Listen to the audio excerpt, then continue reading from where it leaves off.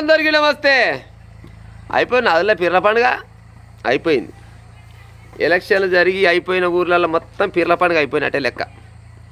ఇక ఓడిపోయిన వాళ్ళంతా గీసుకొని కుర్చీలలో కూర్చుంటారు, గెలిచిన వాళ్ళంతా మంచి మంచి హోటళ్ళలో కూర్చుంటారు.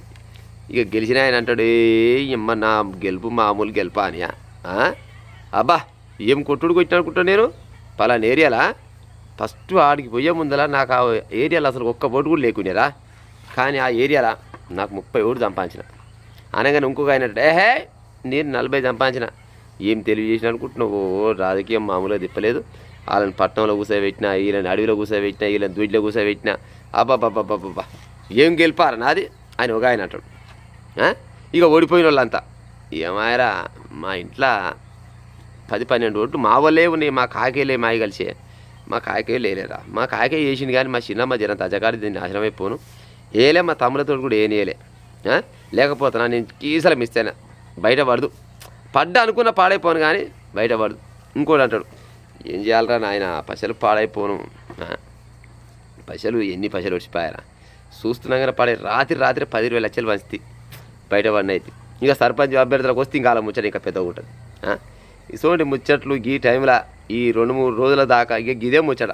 పాపం ఓడిపోయిన వాళ్ళు ఏమో ఆ బాధలకి వెళ్ళి వెళ్ళరు, ఇక గెలిచిన ఆయనేమో ఆయన సంబూరాలకి వెళ్ళి ఆయన వెళ్ళడు. మరి ఇంతకు ఓటర్లు గెలిచినట్ట లీడర్లు గెలిచినట్ట? మరి ఈ ఎలక్షన్లల్లో ఓటు మాత్రం భలే పిరమైందిలా పక్క. ఏ ఊరు చూసినా కానీ ఎంత ఇస్తారు మీ ఊరిలో ఓటు కంటే 3,000 నుంచి 10,000 వరకు వలికింది ఓటు. నిజంగా బాబాసాహెబ్ అంబేద్కర్ గారు బతికే ఉంటే ఈ ఓటాక్కును మళ్ళీ కొట్టేసినాము పాడైపోను. 3,000 నుంచి 10,000 రూపాయల ఓటు ధర వలుకుతుంది అన్నప్పుడు జర్నన్న ఆలోచించాలి కదా. జనాలు ఆలోచించరు. లీడర్లకు ఏముంది చెప్పురి, ఏదో ఆశకు తెస్తూనే ఉంటారు, పెడుతూనే ఉంటారు.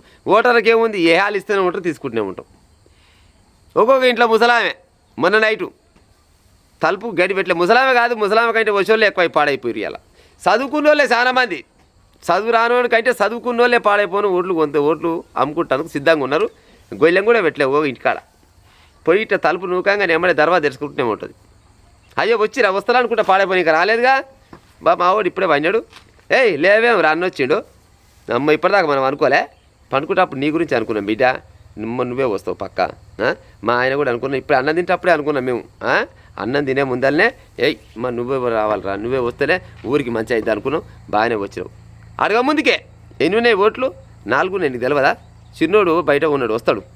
పెద్దోడు పండుకుని కానీ చిన్నోడు కూడా ఉన్నాడు, పట్టణంకాయ ఉన్నాడు, పిలుచుకొస్తా. ఎన్ని ఇవ్వాలి? నువ్వు ఎన్ని ఇచ్చినా తీసుకుంటా, నువ్వు ఇవ్వకున్నా బాధలేదు అయ్యా. ఏయ్ మన ఓట్లు ఎప్పుడన్నా తప్పినా చెప్పు నీకు? మీ అయ్యైన సోపతే, మీ అమ్మాయిన సోపతే, మీ ఇంటికి మా ఇంటికి చాలా రోజుల నుంచి బంధం ఉంది, చిన్నప్పటి నుంచి నేను చూస్తున్నాం. ఈ బిడ్డ ఎన్నని నష్టం లేదు, ఇవ్వకున్నా బాధలేదు, ఇవ్వకున్నా నీకేస్తా కానీ అందరి దగ్గర తీసుకుంటాయ్యా అనగానే వీరికి మన నోబు రుబ్బినట్టు ఉబ్బుతుంది బుగ్గ. ఇవ్వకున్నా వేస్తాంటారా, ఇక ఎందుకు ఇవ్వద్దు, ఎంతో కొంత ఇచ్చిపోదాం పాటు అనగానే ఆల్రెడీ 5,000 రూపాయలు 10,000 రూపాయలు చేతిలో పెట్టగానే తీసుకుంటూనే ఉంటే మెత్త కింద పెట్టుకొని మళ్ళీ నిద్రపోయినట్టు పనిచేరు. మళ్ళీ జరిసేపు కాగానే ఇంకో అభ్యర్థి వస్తాడు కదా, ఆయన రాగానే అయ్యా వచ్చినవా, ఇప్పుడే వాళ్ళు వచ్చిపోయి పాడైపోయి ఏమి ఇవ్వలే బిడ్డ, వచ్చిండు కాలు మొక్కిండు, దండం పెట్టిండు, మీకు ఆకే కాలు మొక్కిండు. ఇక నాకు చిన్నమ్మ చేతులు చేయగానే సరే బిడ్డ అన్న కానీ నిన్ను కాదంటాను బిడ్డ, నేను ఏయ్ నీకోసమే చూస్తున్నాను, నేను పాడైపోను.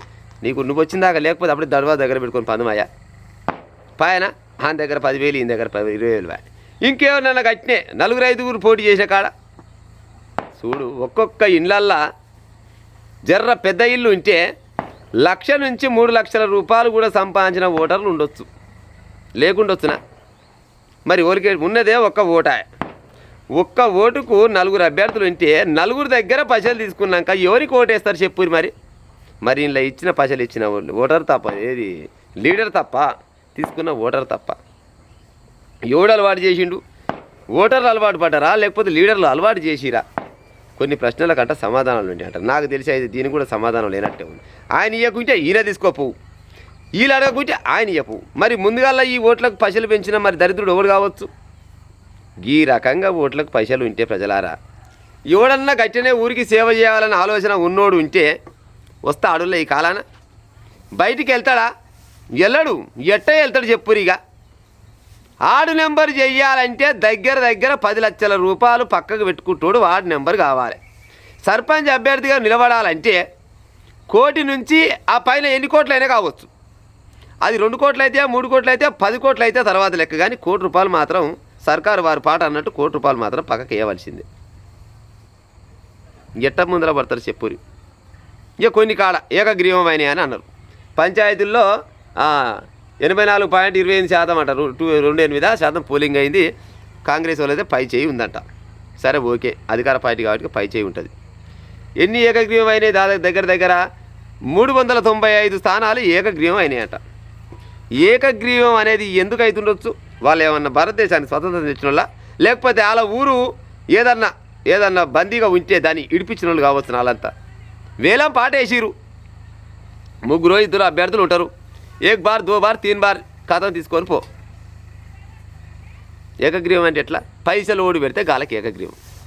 లేదు, మంచి జ్ఞానవంతుడు మన ఊళ్ళో ఒక్కడే ఉన్నాడు, అయ్యా రాక ఐఏఎస్ ఆఫీసర్ అయిన మన ఊరికి, వాళ్ళింటికి వెళ్ళి సంబంధించిన ఒక ఆయన ఉన్నాడు, లేకపోతే ఇంకేదన్నా గతంలో ఒక 10 ఎకరాల భూమి దానం చేసిండు, గాయనకి ఇద్దాం ఏకగ్రీవం అని ఏమన్నా ఉండొచ్చు. నా తెలంగాణ మొత్తంలో ఇది మొదటి దేశ ఎలక్షన్ జరిగిన కాడ ఎవడు ఉండడు. ఏకగ్రీవం అయిన కాడ దాదాపుగా 99.99% డబ్బులతోటి ఎక్కడో 1-2 కాడ ఉంచి ఉన్నాము, కానీ